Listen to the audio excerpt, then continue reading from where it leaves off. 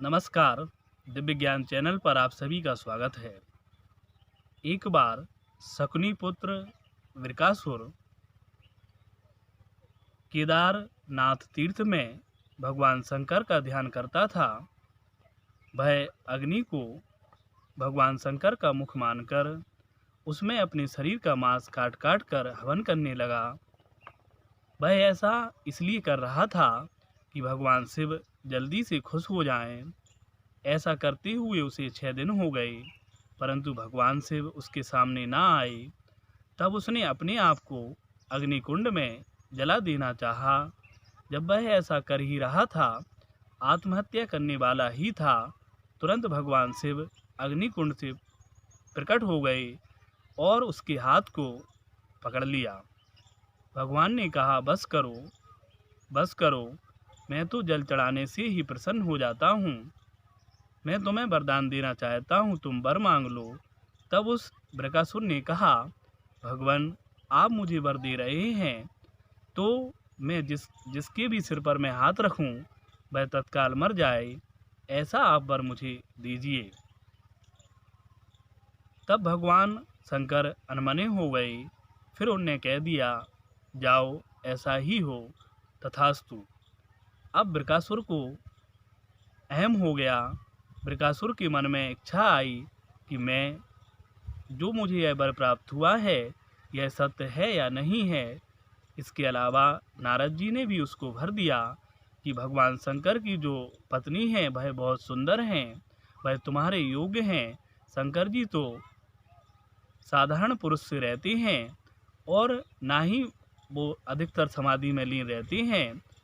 वृकासुर को यह बात जच गई और वह शंकर जी के पीछे पड़ गया। उसने सोचा कि मैं शंकर जी को हाथ रखकर भस्म कर दूंगा, फिर पार्वती मेरी हो जाएंगी। सो वह शंकर जी के पीछे दौड़ने लगा। अब भगवान शंकर उस वृकासुर से परेशान होकर चारों दिशाओं में दौड़ पड़े। स्वर्ग, पृथ्वी, पर्वत सभी जगह गए, परंतु बड़े से बड़े देवी देवता चुप रह गए। वह शिव को इस संकट से छुड़ा ना सके। तब भगवान शंकर वैकुंठ में गए। वह वैकुंठ प्राकृतिक अंधकार से परे है। भगवान नारायण ने देखा कि भगवान शंकर बड़ी मुसीबत में हैं। तब उन्होंने एक ब्रह्मचारी का रूप धारण किया और वृकासुर के पास आए। भगवान नारायण जो ब्रह्मचारी वेश में थे, उन्होंने शकुनी से कहा, जो शकुनी पुत्र वृकासुर था उससे कहा, थोड़ा विश्राम कर लीजिए। देखो, यह शरीर ही समस्त सुखों की जड़ है। यदि आप उचित समझें तो मुझे इस प्रकार जो आप दौड़ रहे हैं उसका कारण क्या है, बताइए। तब वृकासुर थोड़ा ठहर गया और उसने अपने शरीर की थकावट दूर की और फिर उसने पूरे भगवान को सब कुछ बताया। तब भगवान हंसकर बोले, यदि ऐसी बात है तब तो हम उसकी बात पर बिल्कुल विश्वास नहीं करते। वह इस समय पिशाच भाव को प्राप्त हो गया है। दक्ष प्रजापति ने उसे श्राप दिया था। आजकल वही भूतों और प्रेतों का सम्राट बना हुआ है। यदि महाराज अब भी आप उसे जगत गुरु मानते हों, उसे शक्तिशाली समझते हों, तो झटपट अपने सिर पर हाथ रखकर परीक्षा कर लो। यदि बात असत्य निकले तो निश्चित ही उसको जीवित ना छोड़ना, उसको मार डालना। जब भगवान ने इस प्रकार से कहा तो वृकासुर को बात जच गई और उसने उसकी वास्तविकता ना जानकर झटपट अपने सिर पर हाथ रख दिया।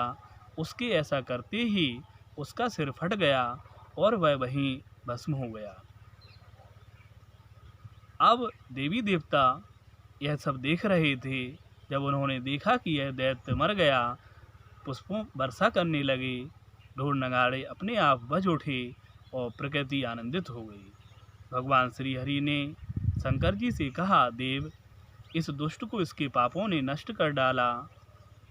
आपका अपराध करके कोई सकुशल कैसे रह सकता है। भगवान, आपकी महिमा अपार है। इस प्रकार से उन्होंने शंकर जी का सम्मान किया और वह वैकुंठ धाम को चले गए। यह कथा ब्रह्मवैवर्त पुराण में भागवत में दी गई है। यदि यह अच्छा लगा हो तो वीडियो को लाइक करें, चैनल को सब्सक्राइब करना ना भूलें।